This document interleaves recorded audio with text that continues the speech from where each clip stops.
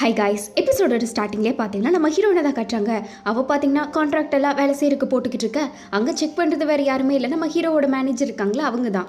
ஆதார் கார்டில் ஒரு நம்பர், இங்கே ஒரு நம்பர்னு போட்டு வச்சிருக்க. பேர் வித்தியாசமாக இருக்குது, நீங்கள் பேர் சன்னு தானே, அதையே போட வேண்டியதானே அப்படின்ட்டு அவங்க கேட்டுக்கிட்டு இருக்க. ஹீரோயின் பார்த்தீங்கன்னா என்னோட பேர் சன்னெல்லாம் கிடையாது, அதில் தப்பாக இருக்குன்ட்டு ஆதார் கார்டே தப்புன்னு சொல்கிறா.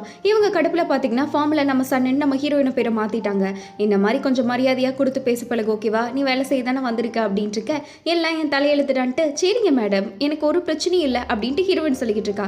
சரி, உனக்கு எந்த ஸ்பெஷல்னா நல்லா வரும் அப்படின்ட்டு அவங்க கேட்டுக்கிட்டு இருக்க.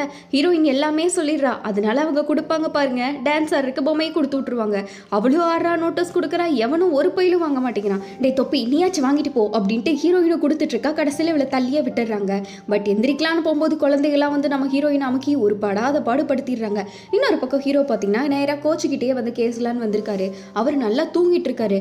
என்ன காலையில் இப்படி தூங்கிட்டு இருக்கீங்க, நமக்கு மேட்ச் இருக்குல்ல அப்படின்ட்டு ஹீரோ பதட்டமாக பேசிட்டு இருக்க. நீ மெசேஜ் பார்க்கலையாட்டு கோச்சு கூலாக பேசுகிறாங்க. அப்புறம் தான் ஹீரோ பார்த்தீங்கன்னா என்னதான் நினச்சிட்டு இருக்கீங்கன்ட்டு டெஸ்க்கை பார்க்குறாரு. பார்த்தா அதில் ஃபுல்லாக சோஜு பாட்டிலாக இருக்குது. இப்படி தண்ணியை போட்டு படுத்திங்கன்னா நம்ம எப்போ ப்ராக்டிஸ் பண்ணுறது, இப்படி குடிச்சு தான் நம்ம டீமு இன்னுமே முன்னேறாமல் வந்திருக்குன்ட்டு ஹீரோ பார்த்தீங்கன்னா வாய்க்கு வந்தபடி கோச்சை நல்லா திட்ட ஆரம்பிச்சிட்டாங்க. கொஞ்சம் வெளியே சாப்பிட போகலாமா, பசிக்குதுன்ட்டு கோச்சு கூலாக சொல்லிக்கிட்டு இருக்காங்க. இன்னொரு பக்கம் நம்ம ஹீரோயின் தான் வேலை செஞ்சுட்டு இருக்கால. அங்கே பார்த்தீங்கன்னா இந்த டைம் மாற்றி விட்டுட்டாங்க. சரி டேஸ்ட் பண்ணுவான்ட்டு பார்த்தா சாப்பாடெல்லாம் கருக வச்சுட்டு இருக்கா. இந்த மாதிரி கருகுச்சுன்னா சாப்பிடாம போ, எதுக்கு வாய் அடிச்சிட்டு இருக்கேன்னு கஸ்டமரை எதிர்த்து பேசிக்கிட்டு இருக்கா. என்ன எதிர்த்து பேசிட்டு இருக்க, அவ்வளோதான் பார்த்துக்கொண்டு அவங்கள மிரட்டிட்டு இருக்க. இதோ நீயும் வேண்டாம், உன் பொருள் வேண்டான்ட்டு அவர் பார்த்தீங்கன்னா எடுத்ததெல்லாம் நம்ம ஹீரோயின்ட்டே வச்சுட்டு போயிட்டாங்க. என்ன ஒரு திமிரு பிடிச்சவனா இருக்கான், இவனுக்கு டேஸ்ட் பார்க்க தெரியலன்னா நான் என்ன பண்ணுறதுன்ட்டு சுற்றி பார்த்துட்டு இருக்க. அவங்க மேனேஜர் பார்த்தீங்கன்னா கடைசியில் நம்ம ஹீரோயினை அதையும் மாற்றி இந்த பில்லிங் இருக்குல்ல அதில் போட்டு விட்டுட்டாங்க. ஹீரோயினுக்கு சும்மா நிற்கிற வேலை நின்றுட்டு இருக்கா. யாருமே பில் போட்டிருக்க வரல. கரெக்டாக அந்த கப்பல் வேற வந்துடுறாங்க. அட அப்படியெல்லாம் இல்லைங்க, இங்கே வாங்கன்ட்டு நம்ம ஹீரோயின் பார்த்தீங்கன்னா பில் எல்லாத்தையும் பக்காவாக போட்டு கொடுத்துட்ருக்கா. எல்லாம் ஸ்மூத்தாக போயிட்டு இருக்கும்போது கரெக்டாக அந்த கப்பலில் அந்த அம்மா இருக்காங்கல்ல, இந்த மாதிரி நீங்கள் டிஸ்கவுண்ட் அப்ளை பண்ணல 25% அப்படின்னு கேட்டுட்டு இருக்க. ஹீரோயின் கொண்டாங்க அப்படின்ட்டு அப்ளை பண்ணலான்ட்டு பார்க்குறா. பட் அவளுக்கு எந்த பட்டன் அமுத்தினா டிஸ்கவுண்ட் அப்ளை ஆகும்னு வேற தெரியல. இவ்வளோ தேடி பார்க்குற, கடைசியில் ஒன்றுமே தெரியல. அதாவது எக்ஸ்கியூஸ் மீ, நீங்கள் எதுவும் தப்பாக எடுத்துக்காதீங்க, 25% அப்படியே நீங்கள் இந்த ஆசிரமத்துக்குலாம் போட்டிங்கன்னு நினச்சிக்கோங்க. ஏன்னா எனக்கு இதில் கால்குலேட் பண்ண தெரியாது, சரியா? எனக்கு இந்த வேலையும் பிடிச்சிருக்கு, அதனால் கம்ப்ளைண்ட் பண்ணாமல் போயிடுங்க அப்படின்ட்டு அடுத்தடுத்து நம்ம ஹீரோயின் பார்த்தீங்கன்னா நிற்காம தடுமாறிக்கு வேலை செஞ்சுக்கிட்டே இருக்க. பேசாமல் கம்ப்ளைண்ட் பண்ண விட்டுருக்கலாமோன்ட்டு இவளுக்கே தோணுது. ஏன்னா அந்தளவுக்கு வேலை பார்த்துக்கிட்டு இருக்கா. அப்படியே அடுக்கடுக்காக வந்துக்கிட்டே இருக்கும்போது தான் இன்னொரு லேடி வந்து செக்கு கொடுக்குறாங்க. ஹீரோயின் பார்த்தீங்கன்னா எனக்கு செக்கெல்லாம் ப்ரொசீட் பண்ண தெரியாது, அதனால கார்டு இல்லைன்னா கேஷ் இந்த ரெண்டில் தான் ஏதோ ஒன்று கொடுக்க அப்படின்ட்டு கஸ்டமர்கிட்ட இவ அதிகாரம் போட்டு வாங்கிட்டு இருக்கா. அப்போ பின்னாடி வேலை செஞ்சுட்டு இருக்க ஒரு பொண்ணு தான் பார்த்தீங்கன்னா வந்து ஹெல்ப் பண்ணுறாங்க. இப்படி பண்ணிங்கன்னா உங்களுக்கு செக்கு கேன்சல் ஆகிடும், அதுக்கப்புறம் நீங்கள் பேலன்ஸை கொடுத்துக்கலான்ட்டு அதை பொண்ணு தான் பொறுப்பாக சொல்லி கொடுக்குறா. ஹீரோ பார்த்தீங்கன்னா என்னதான் ஆச்சுன்னு சொல்லுங்க, ஏன் ஒரு மாதிரி இருக்கீங்க, நீங்கள் பண்ணுறது உங்களுக்கே சரியில்லைன்னு தோணலையா அப்படின்ட்டு நம்ம கோச் கிட்ட கேட்டுக்கிட்டு இருக்கும்போது தான் கோச்சு சொல்கிறாங்க, இந்த மாதிரி நம்ம டீமே கைவிட்டு போகிறதுன்னு இருக்க. என்னதான் சொல்கிறீங்க, புரியிற மாதிரி சொல்லுங்கன்ட்டு ஹீரோ கேட்டுட்டு இருக்காங்க. இவ்வளோ நாள் டீமுக்கு ஸ்பான்சர் பண்ணியிருப்பார்ல, அவர் திடீர்னு இனிமேல் பண்ண முடியாதுங்கிற மாதிரி சொல்லியிருப்பாரு. அதை நினச்சி கோச்சு சொல்லிக்கிட்டு இருக்க. என்ன சொல்கிறீங்க நீங்கள், ஸ்பான்சர் இல்லைன்னா நம்ம விளையாடவே முடியாதுங்கிற மாதிரி சொல்லிட்டு இருக்காங்க. ஆமாம், லாஸ்ட் டீமாக இருந்தும் அவர் இவ்வளோ நாள் சப்போர்ட் பண்ணதே பெரிய விஷயம். ரெண்டாவது அவருக்கு ஃபுட்பால் பிடிக்குங்கிற ஒரே காரணத்துக்காக தான் நமக்கு சப்போர்ட் பண்ணாங்க. இனிமேல் சப்போர்ட் பண்ணுறக்கு அவர்கிட்ட காசும் இல்லைன்னு இருக்க. ஹீரோ பார்த்தீங்கன்னா அது எப்படி பண்ண முடியும், நம்ம இப்போ என்ன பண்ணுறது அப்படின்ட்டு இருக்காங்க. நீ எதுவும் கவலைப்படாத, நான் ஒரு புது ஸ்பான்சரை கண்டுபிடிச்சிருவேன்ட்டு கோச் பார்த்தீங்கன்னா மனசை தளர விடாமல் பேசிக்கிட்டு இருக்க. ஹீரோ கண்டுபிடிக்கலன்னா என்ன ஆகும்னு கேட்குறாங்க. நான் தான் கண்டுபிடிச்சிருவேன்னு சொல்கிறேன்ல, விடு அதை பற்றி அப்படின்ட்டு கோச் பார்த்தீங்கன்னா கான்ஃபிடென்ட்டாகவும் அதே சமயம் மனசில் சொல்ல முடியாத பாரத்தோடு இருக்காங்க. நம்மளால ரவுண்டுக்கு கூட ரெண்டு கொடுக்க முடியாது, ஸ்பான்சர் நம்மளுக்கு ரொம்பவே முக்கியம், புரியுதா இல்லையா, யார்கிட்டயும் இதை பற்றி பேச வேண்டாங்கிற மாதிரி கோச்சு நம்ம ஹீரோ கிட்ட மட்டும் சீக்கிரட்டாக சொல்லிடுறாங்க. இங்கே ஹீரோயினை பார்த்தீங்கன்னா மேனேஜர் எதுவுமே பேசல. நேராக நீ நாளையிலேருந்து வேலைக்கு வர வேண்டாமா, இன்னைக்கு ஒரு நாள் சம்பளத்தை வாங்கிக்கோன்னு சொல்ல, ஆமாம் சம்பளமும் கம்மி தான், நான் வேலையை விட்டு போகிறேன்ட்டு ஹீரோயின் சொல்லிட்டு இருக்கா. அப்போ தான் அந்த கூட இருப்பாள் குட்டி பொண்ணு, அவள் வந்து சொல்லிக்கிட்டு இருக்கா, இந்த மாதிரி கணக்கு டேலி ஆக மாட்டேது ஹீரோயினோட கணக்கு அப்படின்ட்டு. கேமராவில் செக் பண்ணாதான் தெரியுது நம்ம ஹீரோயின் பார்த்தீங்கன்னா செக்குக்கான கேஷ் ரிட்டர்ன் கொடுப்பால, அப்போ செக்கையும் கூட சேர்த்து கொடுத்து விட்டுருப்பா, அதனால தான் பிரச்சனையாக இருக்கா அப்படின்ட்டு கடைசியாக நம்ம ஹீரோயின் மேலே தான் தப்பு அப்படின்ட்டு கண்டுபிடிச்சிட்டாங்க.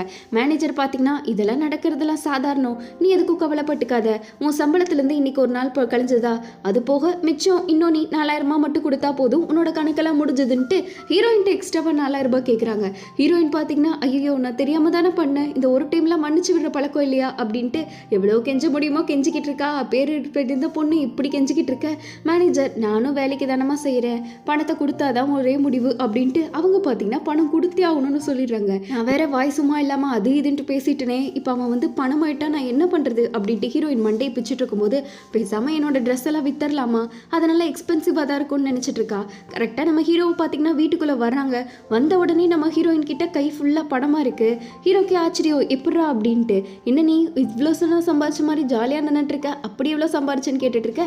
தோ நான் சொல்கிறேன்ல பாரு அப்படின்ட்டு இவ பார்த்தீங்கன்னா கத்தையை எடுத்து நீட்டுறா.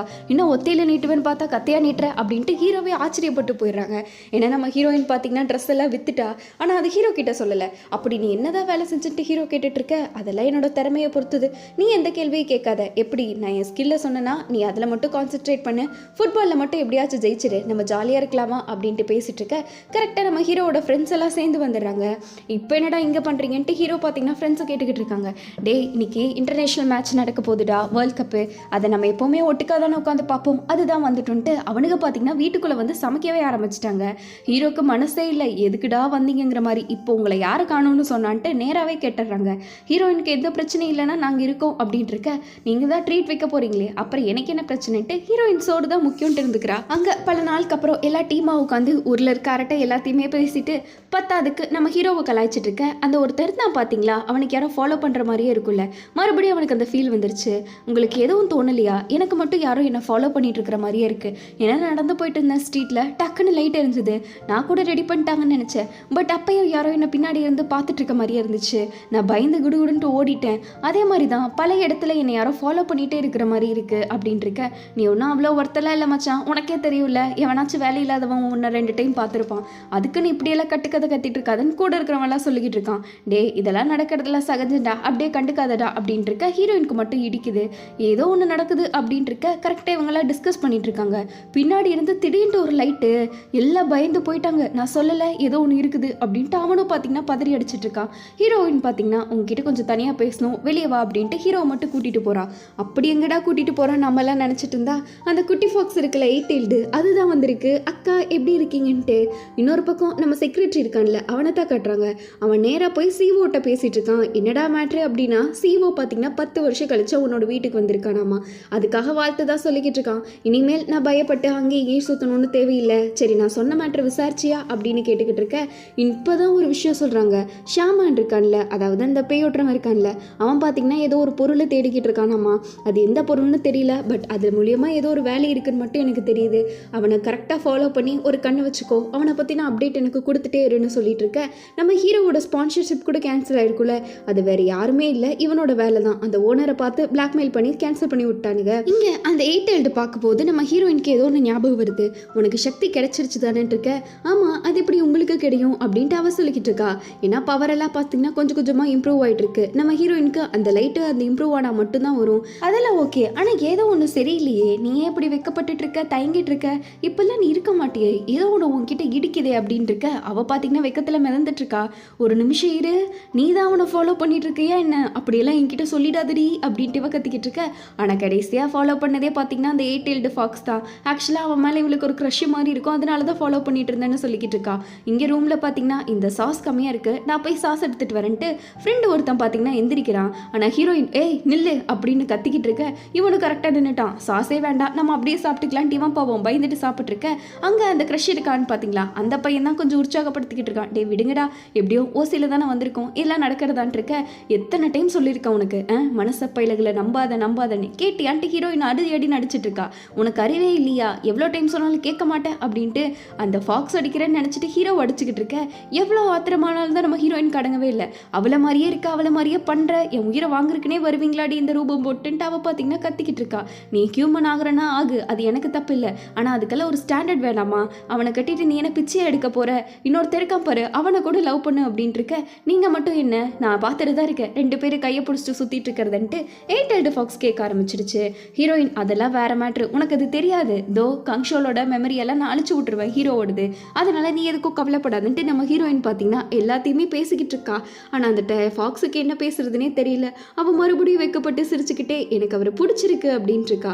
டே அது மட்டும் போதாதடி, நாளைக்கு நீ மல்லின் சாமானை போய் கடையில் காய்கறி வாங்கணும்னா கூட அவனா காசு கொடுப்பான், அந்த அளவுக்கு காசு கொடுக்குற நாட்டை வாங்கணும். நான் வேணா உனக்கு வேற ஒரு பையனை பார்க்குறேன், இதோ வந்துட்டான் பாரு, இவனெல்லாம் பெரிய பணக்காரன், அட்லீஸ்ட் இவனையாச்சும் லவ் பண்ணி தொலையேன் அப்படின்ட்டு இருக்க.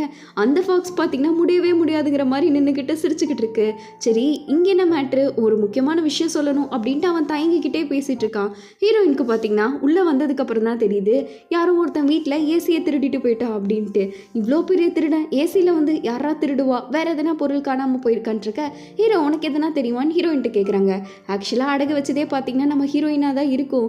எப்படியும் வின்டர் சமயத்தில் ஏசியெல்லாம் உதவாதில்ல, அதனால தான் வச்சேன். எப்படியோ காசு வேற நமக்கு தேவைப்பட்டுச்சா, சரி சும்மா இருக்கிற பொருள் உதவட்டுமே, அதனால தான் வச்சேன், எப்படி என் மூளை அப்படின்ட்டு ஹீரோயின் பார்த்தீங்கன்னா ஹீரோ கிட்ட பேசிக்கிட்டு இருக்கா. கரெக்டு தான், இப்படியோ வேஸ்ட்டாக தானே இருக்குன்ட்டு ஹீரோவும் சொல்லிட்டு இருக்கா. அவளுக்கு ஒரே சந்தோஷம். அதுக்கப்புறம் தான் இன்னொரு விஷயம் தெரியுது. எவ்வளோக்கு விற்றீங்க அப்படின்னு கேட்கும்போது ஹீரோயின் பார்த்தீங்கன்னா 2000 ரூபாய்க்கு நான் விற்றேன் தெரியுமா அப்படின்ட்டு பேசிட்டு இருக்கேன். அது அட்லீஸ்ட் ஒரு 30,000 ரூபாயாச்சும் வரும். அது போக அதோட ஸ்பேர் பார்ட்டி எல்லாமே ஒரு 40 ரூபாயாச்சும் வரும்னு இருக்க. 40,000 ரூபாய் பொருளை 2000 ரூபாய்க்கு வித்திருக்கனான்ட்டு ஹீரோயினுக்கு மனசே தாங்கலை. அவள் உட்காந்து அழுக ஆரம்பிச்சிடுறா. அதே சைடு பார்த்தீங்கன்னா நம்ம ஃப்ரெண்டு இருக்கான்ல, அவனை தான் காட்டுறாங்க. அவன் சரியான நர்வஸாக ஏதோ ஃபர்ஸ்ட் மேட்ச் ஆடுற மாதிரி அப்படி பயந்துக்கிட்டு இருக்கான். டேய் உனக்கு என்ன ஏழு பழகின மேட்ச் தானே, ஏன் இப்படி நர்வஸாக இருக்கேன் இருக்க. இல்லை நான் ரொம்ப கஷ்டப்பட்டு ட்ரெயின் பண்ணல அதனால தான்ட்டு அவன் மூஞ்சியே சரியில்லை, ஆளே ஒரு மாதிரி டல்லாக உட்காந்துக்கிட்டு இருக்கான். ஹீரோ தான் பார்த்து ஹீரோயினை மனசனை சமாதானப்படுத்திட்டு இருக்காங்க. இதெல்லாம் இருக்கிறதா, இதுக்கு போய் எப்படி மூஞ்சி எடுத்துட்டு இருக்க அப்படின்னு இருக்க. அப்படியெல்லாம் இல்லை, என்னால் தானே உனக்கு எவ்வளோ கஷ்டம், என்னால் மட்டும்தானே உனக்கு இவ்வளோ கஷ்டம்னு ஹீரோயின் அழுதுகிட்டு இருக்கா. நான் இப்போ மனுஷனாக பிறந்து கஷ்டப்பட்டுட்டு இருக்கேன், காசு இல்லைன்னு கடைக்கு போனால் அவனுங்களும் என்ன ஏமாத்திடுறானுங்க, வேலை செஞ்ச பக்கமும் காசு கொடுக்காம ஏமாத்துறாங்க, இந்த அப்பாவி பிறவியாக பிறந்துட்டு நான் என்ன பண்ணுவேன் அப்படின்ட்டு ஹீரோயின் பார்த்தீங்கன்னா கதறி கதறி அழுதுகிட்டு எப்படியோ இந்த மேட்ச் எல்லாம் ஸ்டார்ட் ஆகிடும் வேற போய் பாரு அப்படின்ட்டு இருக்க. ஹீரோ பரவாயில்ல நீ ஏன் சொல்லுன்ட்டு கேட்டுக்கிட்டு இருக்காங்க. நான் என்னோட பழைய மாதிரி போன உடனே உனக்கு நான் எல்லாத்தையுமே பக்காவாக மாற்றி கொடுக்குறேன், ப்ராமிஸ், என்னோட பவர் வந்தோடனே நான் மாற்றி கொடுத்துருவேன் அப்படின்ட்டு இருக்க. அதெல்லாம் எனக்கு தெரியும், நீ எதுக்கும் ஃபீல் பண்ணாதன்ட்டு ஹீரோ சொல்லிட்டு கிட்ட போகிற மாதிரி போகிறாங்க. கரெக்டாக அந்த இடத்துல ஃப்ரெண்டு வந்துடுறான். டேய் ஒரு விஷயம் டிவியை வந்து பாரு அப்படின்ட்டு இருக்கும்போது தான் என்ன ஒரு விஷயம் பதறிட்டு இருக்காங்கன்னா, மேட்ச் ஸ்டார்ட் ஆகிறதுக்கு 5 நிமிஷத்துக்கு முன்னாடி நம்ம ஃப்ரெண்டு இருக்கான்ல, அவன் திடுதிடுன்னு பார்த்தீங்கன்னா மயங்கி போட்டு விழுந்திருப்பான். பட் தண்ணி தொளிச்சு இழப்புற அளவுக்கு சாதாரண மயக்கம் இல்லை, ஹாஸ்பிட்டல் கொண்டு போகிற அளவுக்கு மயக்கம். ஹீரோக்கு இது கேட்ட உடனே ஷாக் ஆகிடுச்சு. என்னோட என்ன ஆச்சு அவனுக்கு, எனக்கு ஒன்றுமே புரியல சொல்லுன்ட்டு ஹீரோ இருக்க. நான் விதியை மட்டும்தான் மாற்றினேன், ஆனால் இப்படிலாம் நடந்துட்டு இருக்குன்ட்டு ஹீரோயின் சொல்லிட்டு இருக்கா. அப்போ தான் ஹீரோக்கு ஒரு விஷயம் புரியுது. ஆக்சுவலாக இப்போ ஃப்ரெண்டுக்கானது ஹீரோக்காக வேண்டியது. என்னோட விதியில் அவன் இருக்கிறங்காட்டி என்னோட விதியை அனுபவிச்சுட்டு இருக்கான், நான் அவனோட விதியை அனுபவிச்சுட்டு இருக்கேன். அப்போ இதெல்லாம் எனக்கு நடக்க போகிறது தானே அப்படின்ட்டு இருக்க. ஹீரோயின் என்னால் தெரியல, எனக்கு என்ன சொல்கிறதுன்னு தெரியலன்ட்டு இருக்க.